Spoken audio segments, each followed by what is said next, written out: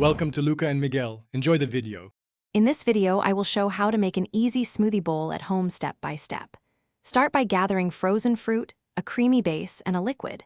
Measure fruits and liquid for your preferred thickness, and prep toppings like seeds, nuts, or granola. Keep the blender ready on a low setting and have a spatula handy for scraping. This quick prep ensures smooth blending, vibrant color, and a balanced texture for a satisfying bowl. Combine frozen fruit, a dollop of yogurt, and a splash of liquid in the blender for a thick base. Start blending low, then increase speed while watching texture closely. Pause to scrape the sides and pulse until creamy and scoopable.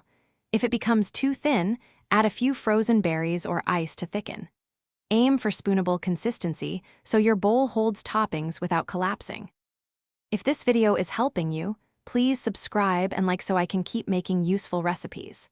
Quick recommendation. The new Kindle Paperwhite is perfect for reading recipes or relaxing with a book while you enjoy breakfast.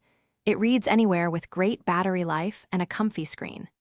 Check the description for the link and other deals, and grab one if you want a lovely kitchen companion. Now let's get back to the video. Spoon your smoothie base into a bowl and plan your topping layout for visual interest and texture contrast.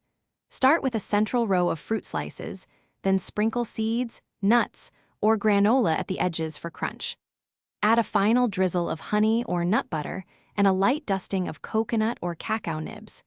Simple arrangement makes it look cafe-worthy and invites you to enjoy both flavor and texture.